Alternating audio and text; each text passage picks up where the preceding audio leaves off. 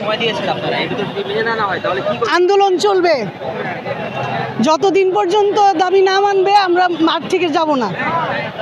আন্দোলন চলবেই এবং ক্লাসেও ফিরবো না এবং লং মার্চে আজকে অংশগ্রহণ করব। এর পরবর্তী পদক্ষেপ নেতারা যা বলবেন আমরা সেটা মানব। আপনাদের তো সীমিত আয় দিয়ে পরিবার পরিজন নিয়ে কিভাবে চলে?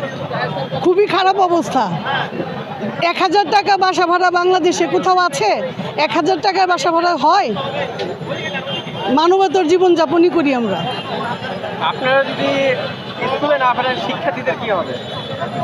শিক্ষার্থীরাও আমাদের সাথে আছে। আমাদের গায়ে যে হাত তুলেছে ওরাও তো চায় যে এটার প্রতিকার হোক। এটার প্রতিকার না হলে শিক্ষার্থীরা বুঝবে না। আমরা মানুষ গড়ার কারিগর। যে পুলিশ আমাদের গায়ে হাত তুলেছে সে তো কারো না কারো ছাত্র, তাদের বিচার হওয়া উচিত।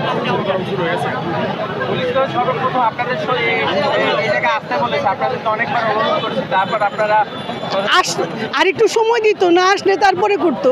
যেভাবে ধরেছে একজন শিক্ষককে কি এভাবে ধরতে পারে? এভাবে তো পারে না। সেজন্য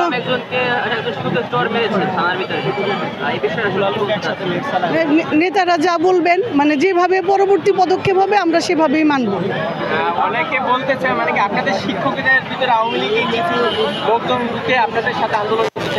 আমরা নিরপেক্ষ, আমরা কোনো রাজনৈতিক দলের ব্যানারে নেই, আমরা শুধু শিক্ষক, এই আমাদের পরিচয়। আপনাদের শিক্ষক সমাবেশে কোনো অন্য কোনো দল না, আমাদের কোনো রাজনৈতিক দলের কোনো কথা এখানে হচ্ছে না। আমরা সাধারণ শিক্ষক। শিক্ষার্থীদের অবস্থা অবশ্যই এখন ওদের সামনে যেহেতু বার্ষিক পরীক্ষা, ওদের কথা যেমন আমরা চিন্তা করব, তেমন যারা কর্তৃপক্ষ আছেন তাদের একটু ভাবা উচিত যে আসলে আমরা শিক্ষকরা বেশিরভাগ শিক্ষকই আমরা এখানে অবস্থান করছি, সেই ক্ষেত্রে তাদের পড়াশোনার একটা হিউজ পরিমাণ ক্ষতি এখানে হচ্ছে।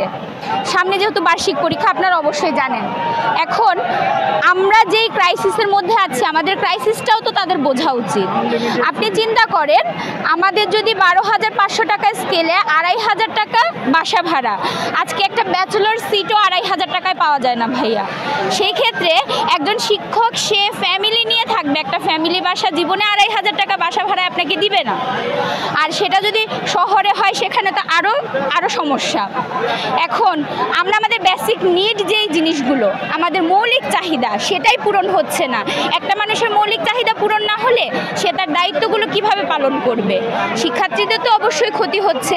এখন এই কথাটা চিন্তা করে অন্ততপক্ষে আমাদের দাবিটা মেনে নেওয়া উচিত। আর আমাদের দাবি 20% বাড়ি ভাড়ার দাবি অবশ্যই অযৌক্তিক না, অবশ্যই যৌক্তিক যদি আপনি সেভাবে চিন্তা করেন। এখন আমাদের দাবি মেনে নেওয়া যদি না হয়, যতক্ষণ পর্যন্ত মেনে না নেওয়া হবে ততক্ষণ পর্যন্ত আমরা এখানেই অবস্থান করব, এর বিকল্প আর কিছু নাই। শিক্ষার্থীরা এখন ক্ষতিগ্রস্ত হচ্ছে। শিক্ষার্থীরা তো নিঃসন্দেহে ক্ষতিগ্রস্ত হচ্ছে, কারণ তারা প্রতিদিনই প্রতিষ্ঠানে আসছে শিক্ষা গ্রহণ করার জন্য, কিন্তু যেহেতু আমাদের দাবি দেওয়া সরকার মেনে নিচ্ছেন না, কাজে আমরা পাঠদান থেকে বিরত আছি।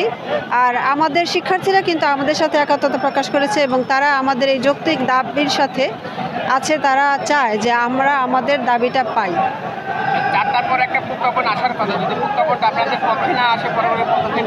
পরবর্তী আমাদের আজিজি স্যার যে আমাদের যেটা বলবেন ঘোষণা দেবেন, আমরা সেই অনুযায়ী কাজ করব।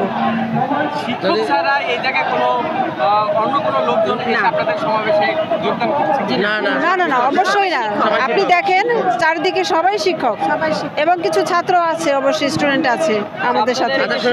সীমিত আয় দিয়ে পরিবার নিয়ে কিভাবে চলে?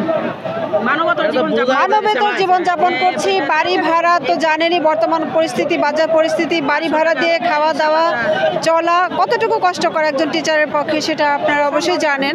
এটা খুবই মানবতার জীবনযাপন করছি, এই জন্যই আমাদের দাবিটা। আচ্ছা, আমি একটু বলি যদি